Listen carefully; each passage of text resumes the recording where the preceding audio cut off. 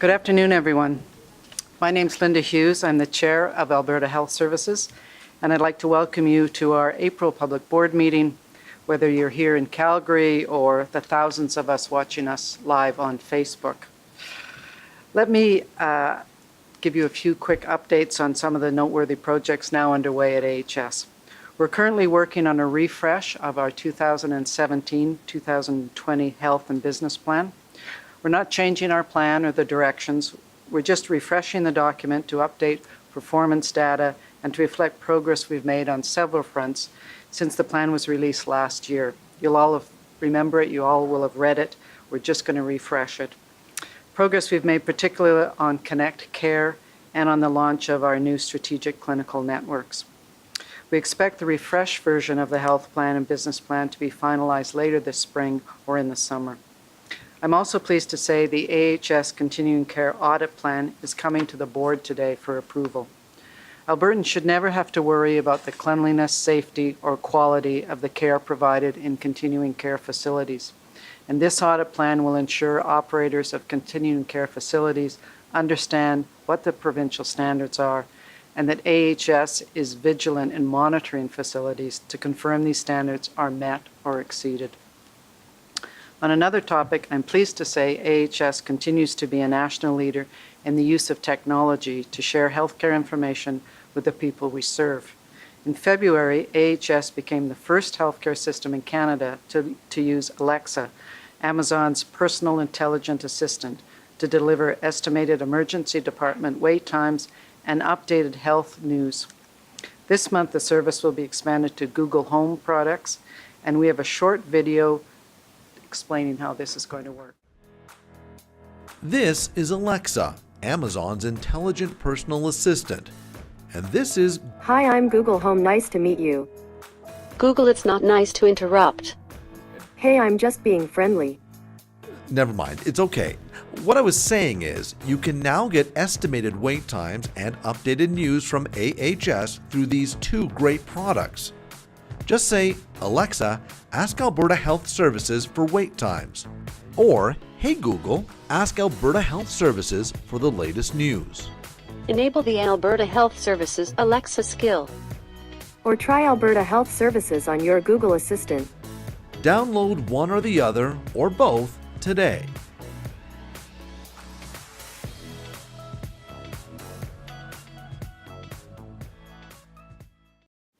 Both those products provide estimated emergency department wait times for hospitals in Edmonton and Calgary, for urgent care centers in Calgary Zone, as well as for Medicine Hat Regional Hospital, Red Deer Regional Hospital, and Chinook Regional Hospital in Lethbridge.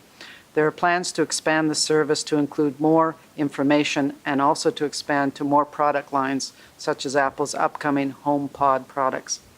I'd like to congratulate everyone involved for using innovation and technology to better support Albertans in managing and maintaining their health. Lastly, and on a more somber note, I'd like to say a few words about the Humboldt bus tragedy.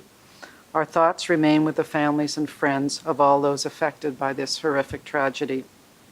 AHS reached out to the Saskatchewan Health Authority and provided emergency response and patient transportation assistance. We also shared our grief support resources. On behalf of the board, I'd like to offer our gratitude and appreciation to all our EMS teams and all those who were involved in offering and delivering assistance during this devastating event. I also want our first responders and care providers to know there are supports for them if they need them.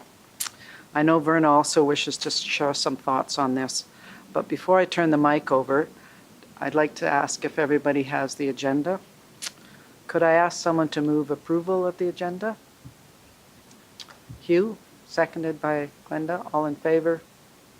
Great, thank you. Declaration of conflict of interest. Does anyone have a conflict of interest they'd like to declare? No, seeing none. And you've all seen the minutes from our last meeting. Does anyone have any issues or questions? Could I ask someone to move approval? David, seconded by Brenda. All in favor? All right, minutes are passed. Thank you very much. Now I'd like to hand it over to Verna. Thanks very much, Linda, and good afternoon to everyone.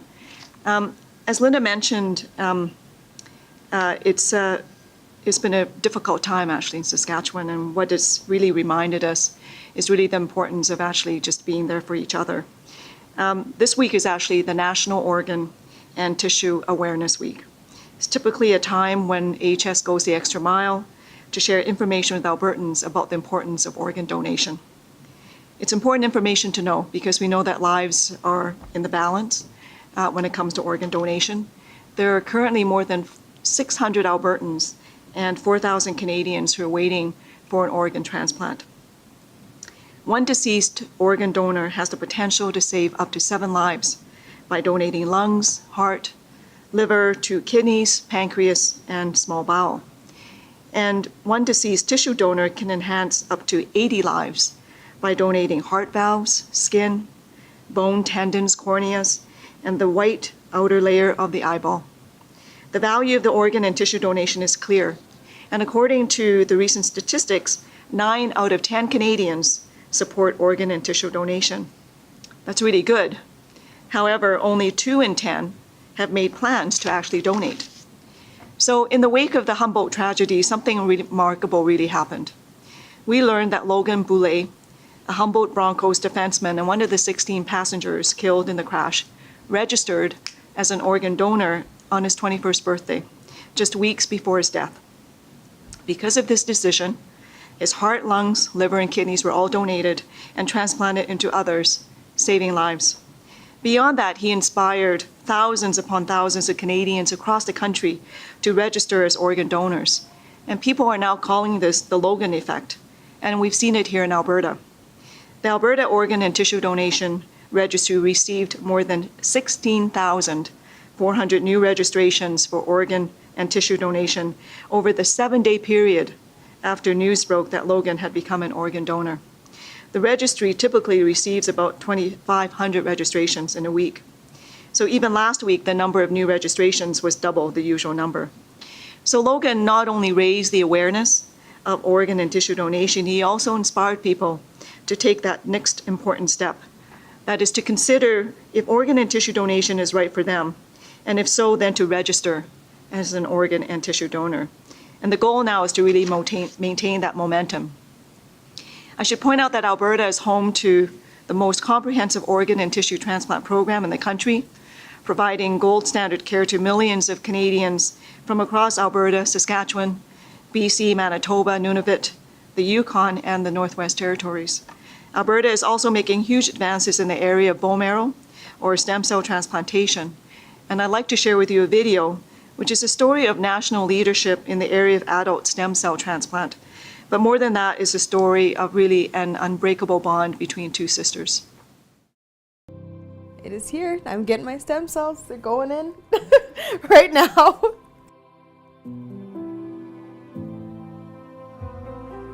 My name is Revea Japan, and I am here at the Tom Baker Cancer Center for a bone marrow transplant. I have sickle cell anemia. I was diagnosed at 2, and it's been something I've been struggling with my entire life. I've experienced lots of emergency room stays. I know when I was growing up, I felt it a lot in my stomach and my back and my chest. But then as I got older, it became more of a joint and a bone pain. Very sore, very tender. And that pain is just very intense. Like I would say that pain is 10 out of 10. I remember you being 1 or 2 years old and just crying and thinking, I was thinking, why is my little sister always crying? I always knew when you were sick because you would always go run somewhere and hide. When we couldn't find you in the house or something like that, Revea was sick. Where's Revea? Where's Revea? And we'd always find you in the room either balled up or, you know, shaking and in pain.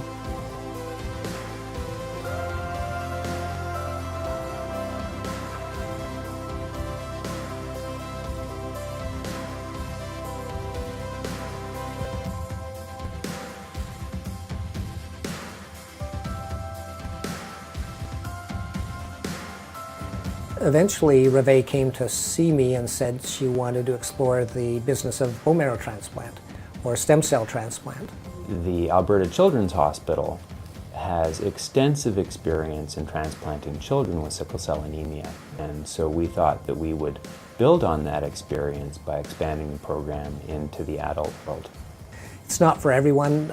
You require a sibling, a brother or sister who's got an HLA match or a tissue match to serve as a donor. If you don't have that, we can't do the transplant.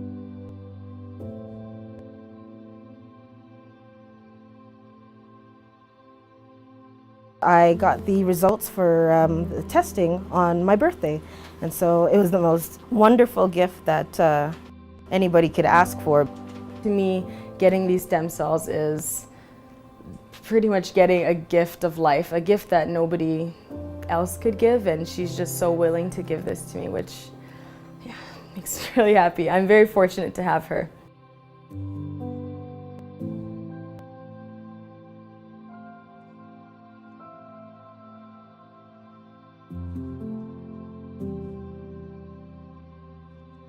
And now are you completely back to normal?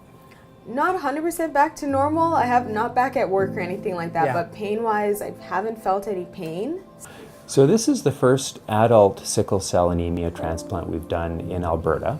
And to the best of my knowledge, it's also the first adult sickle cell transplant that's been done in Canada. So this is quite a step forward. We hope that the way her blood looks right now, with her decreasing levels of sickle cell hemoglobin, that this ultimately mean that Reve will be cured from her sickle cell anemia. Seeing her, there's no pain. Yes. Because when she have a pain, it's so sad. It's hard for a mother to go through that, isn't it? And thank you, and thank God. I'm just so excited for the fact that at 26, your life is about to begin. Actually, Yes. you'll be able to do all the things you were always unable to do. Honestly, Steph, all of my hardest moments, sickle cell, non-sickle cell, you were there, you were the person, you've always been the person, you always will be my person. Seriously.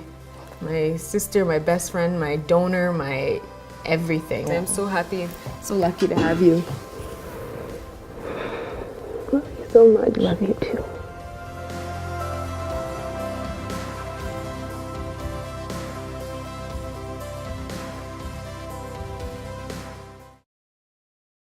We spoke with Reve last week, and she remains pain-free and is very excited about resuming her career in nursing.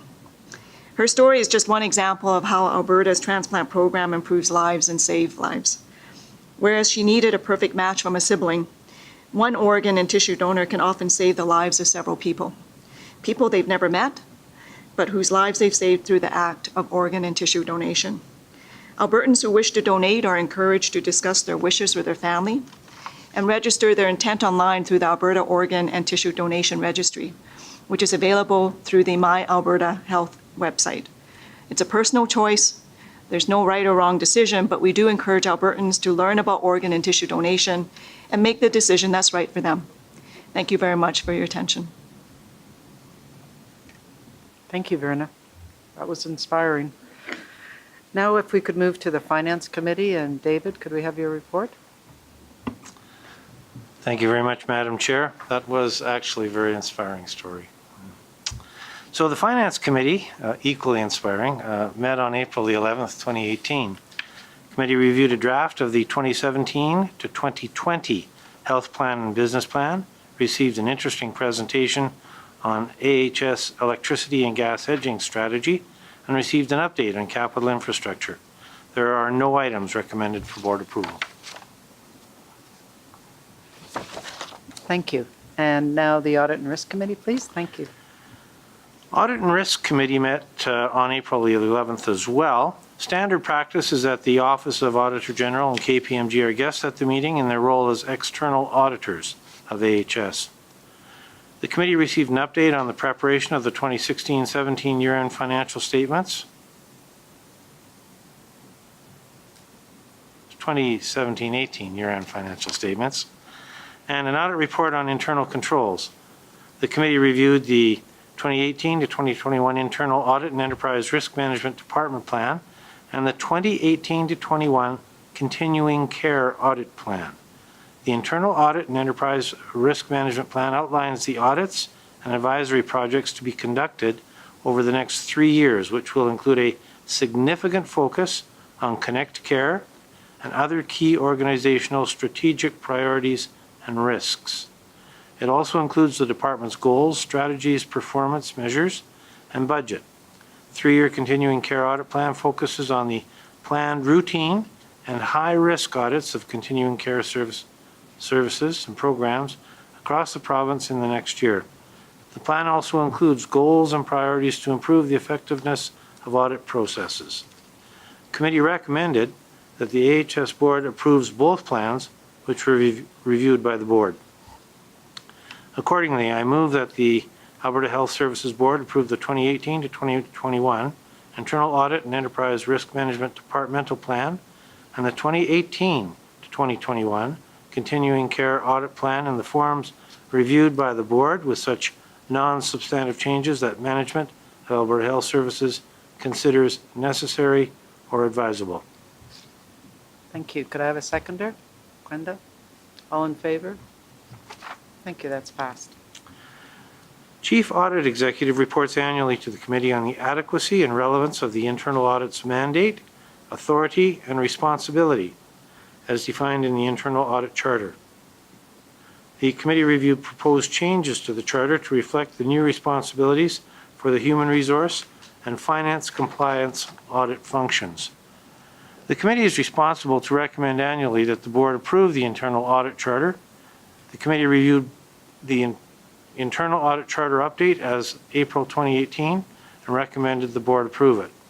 Accordingly, I move that the Alberta Health Services Board approve the amended Internal Audit Charter April 2018 in the form reviewed by the board with such non-substantive changes that the management of Alberta Health Services considers necessary or advisable.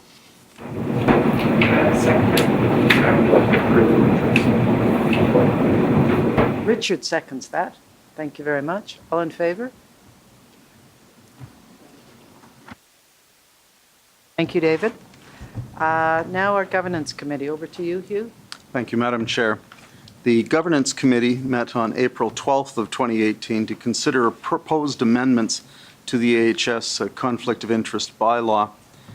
Pursuant to amendments to the Conflict of Interest Act, AHS is required to provide an updated draft Conflict of Interest bylaw to the Ethics Commissioner for Alberta, the Ethics Commissioner, by April 30th of 2018, and that bylaw must comply with the provisions of the Conflict of Interest Act. The Ethics Commissioner requires that AHS obtain board approval of the draft bylaw prior to its submission to her office for review and approval. The Governance Committee reviewed the draft bylaw, proposed certain amendments, and recommended that the AHS board approve such draft, including those amendments. The revised draft bylaw, which incorporated the amendments proposed by the Governance Committee, was presented to the AHS board. Accordingly, I move that the Alberta Health Services Board, A, approve the draft Conflict of Interest bylaw in the form reviewed by the board, with such non-substantive changes that management of Alberta Health Services considers necessary and advisable.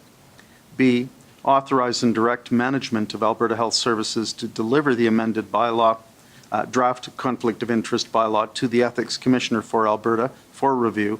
And C, following such approval, to deliver the draft AHS Conflict of Interest bylaw to the Minister of Health for approval, and after such approval, to make the Conflict of Interest bylaw available to the public through the Alberta Health Services website. I so move.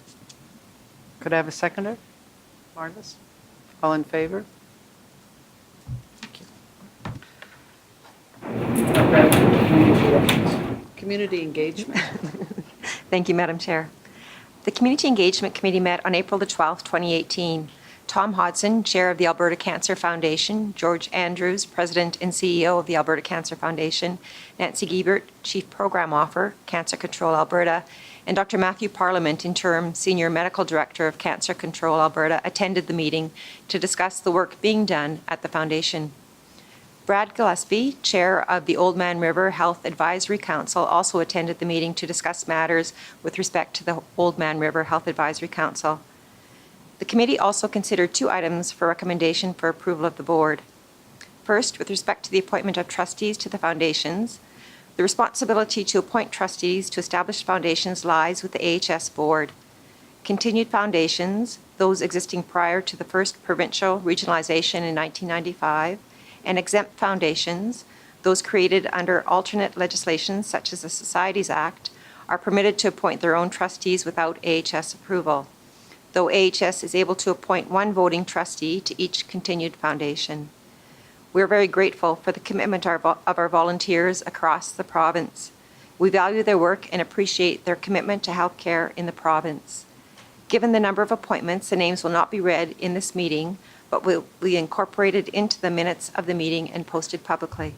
Accordingly, I move that the Alberta Health Services Board approve an appointment of trustees to health foundations as reviewed by the Community Engagement Committee and the Alberta Health Services Board. I so move. Would I have a seconder? Hughes? All in favor? Second, with respect to the appointment of 2 members to the Addiction and Mental Health Provincial Advisory Council. Under the amended bylaw for the Addiction and Mental Health Provincial Advisory Council, the Board is required to approve renewals of members. Ms. Turner advised the committee that 2 members were being renewed as members of the Addiction and Mental Health Provincial Advisory Council. Again, we are very grateful for the commitment of our volunteers across the province. We value their work and appreciate their commitment to health care in the province.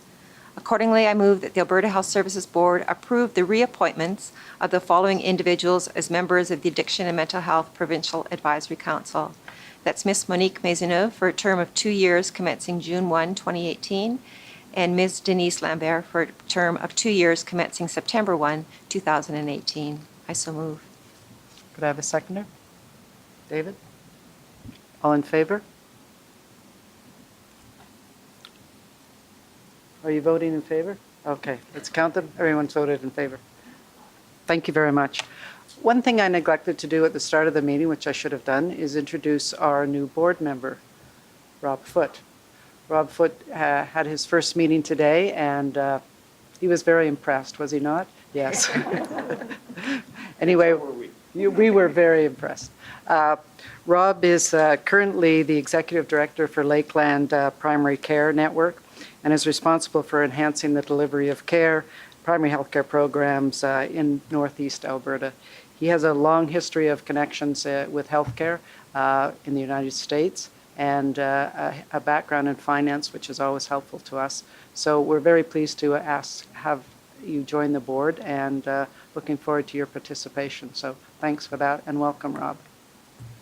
And with that, we're adjourned. Thank you.